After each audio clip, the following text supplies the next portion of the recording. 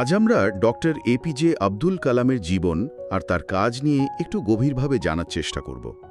আমাদের কাছে ওনার ওপর লেখা কিছু প্রবন্ধ, কিছু জীবনীমূলক নোটস আছে। এগুলো থেকে আমরা বোঝার চেষ্টা করব মানুষটাকে, তার চিন্তাভাবনাকে।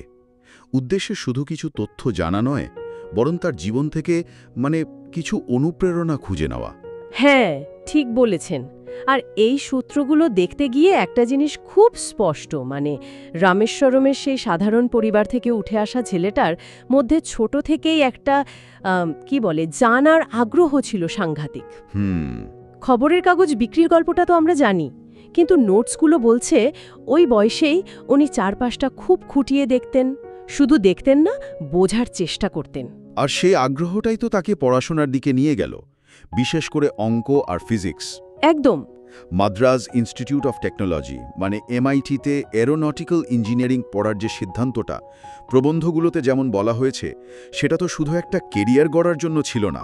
না না, ওটা ছিল আসলে আকাশে ওড়ার স্বপ্নের দিকে প্রথম পা ফেলা, ভারতের জন্য একটা স্বপ্ন দেখা। ঠিক। আর স্বপ্নটা দেখুন, শুধু নিজের ছিল না, দেশকে ঘিরেই ছিল।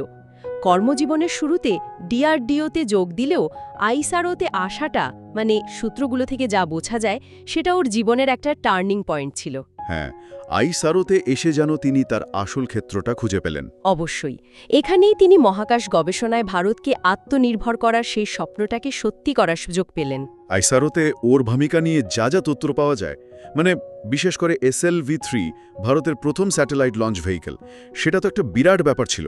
বিরাট ব্যাপার। আর ওই প্রজেক্টে ওর লিডারশিপ, সেটা ছিল অসাধারণ। জীবনীতে আছে না, একবার যখন একটা বড়সড় ফেলিয়ার হলো, হ্যাঁ, টিম যখন প্রায় হতাশ, ঠিক তখন উনি নিজে দাঁড়িয়ে থেকে সবাইকে আবার একজোট করেন, নতুন করে কাজ শুরু করেন।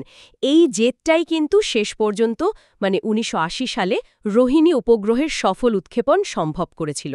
ভাবা যায় শুধু মহাকাশ গবেষণা নয়, ডিফেন্সের ক্ষেত্রেও ওর অবদান তো বিশাল।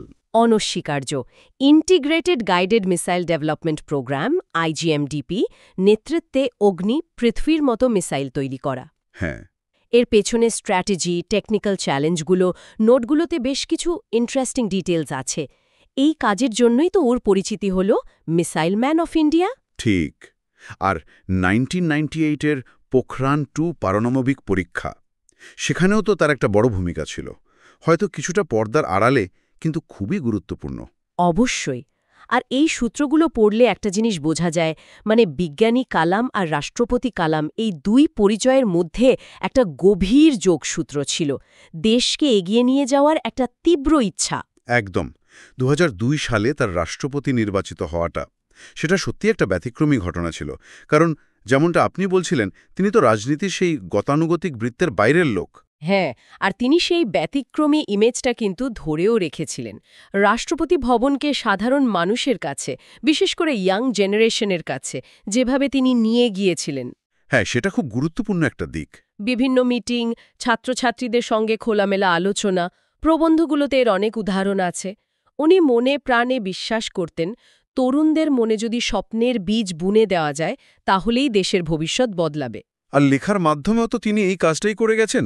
উইংস অফ ফায়ার বা ইগনাইটেড মাইন্ডস, এই বইগুলো, এগুলো তো শুধু আত্মজীবনী বা কিছু চিন্তার সংকলন নয়, এগুলো যেন একটা প্রেরণা, তাই না? ঠিক। কিভাবে স্বপ্ন দেখতে হয়, কিভাবে লড়াই করতে হয়, তারই একটা রোড ম্যাপ যেন। আর এই সব কিছুই তিনি করেছেন খুব আশ্চর্য রকম একটা সরল জীবনযাপন করে। হ্যাঁ, সেটাই। জীবনীমূলক নোটগুলোতে তার ব্যক্তিগত জীবন সম্পর্কে যা লেখা আছে, আজকের দিনে দাঁড়িয়ে সেটা ভাবাই যায় না। কোনো রকম বিলাসিতা নেই, ক্ষমতার একেবারে কেন্দ্রে থেকেও মাটির কাছাকাছি থাকা। এটা ওর চরিত্রের একটা অসাধারণ দিক। আজীবন অবিবাহিত থাকলেন, দেশকে সেবা করার জন্যই যেন পুরো জীবনটা উৎসর্গ করলেন। জীবনের শেষ দিন পর্যন্ত তিনি কাজ করে গেছেন। 27 জুলাই 2015 IIM শিলংয়ে বক্তৃতা দিচ্ছিলেন ছাত্রছাত্রীদের সামনে। হ্যাঁ, সেই সময়ে হৃদরোগে আক্রান্ত হয়ে চলে গেলেন। এই ঘটনাটাও যেন কেমন প্রতীকী, তাই না? শেষ নিঃশ্বাস পর্যন্ত তিনি জ্ঞানের আলোয় ছড়িয়ে গেলেন। ঠিক। কাজের স্বীকৃতি তো অনেক পেয়েছেন। ভারত সরকার সর্বোচ্চ সম্মান দিয়েছে, ভারতরত্ন, পদ্মবিভূষণ, পদ্মভূষণ, আন্তর্জাতিক সম্মানও অনেক। হ্যাঁ, কিন্তু এই সূত্রগুলো দেখে যেটা মনে হয় তার আসল প্রাপ্তি বোধহয় সাধারণ মানুষের ভালোবাসা আর শ্রদ্ধা। একদম তাই। তার ওই বিখ্যাত উক্তিটা, স্বপ্ন সেটা নয় যা তুমি ঘুমিয়ে দেখো, স্বপ্ন সেটা যা তোমায় ঘুমোতে দেয় না।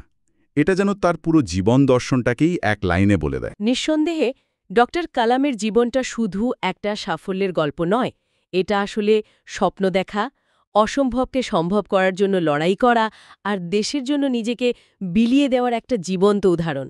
তিনি দেখিয়েছেন পরিস্থিতি যাই হোক, আসল হল ইচ্ছাশক্তি আর নিষ্ঠা। একদম। তার দেখানো পথ, তার চিন্তাগুলো আজও আমাদের ভীষণভাবে নাড়া দেয়। আচ্ছা, আলোচনা শেষ করার আগে এই সূত্রগুলো থেকে উঠে আসা একটা ভাবনা একটু শেয়ার করি। হ্যাঁ, বলুন। একজন মানুষের জ্ঞান, তার কাজ আর তার সেবার মানসিকতা, সেটা কিভাবে একটা জাতির ভবিষ্যৎকে এতটা গভীরভাবে প্রভাবিত করতে পারে, প্রজন্মের পর প্রজন্মকে অনুপ্রেরণা দিতে পারে, এটা সত্যিই ভাবার মতো একটা বিষয়, তাই না? অবশ্যই। এটা একটা গভীর প্রশ্ন।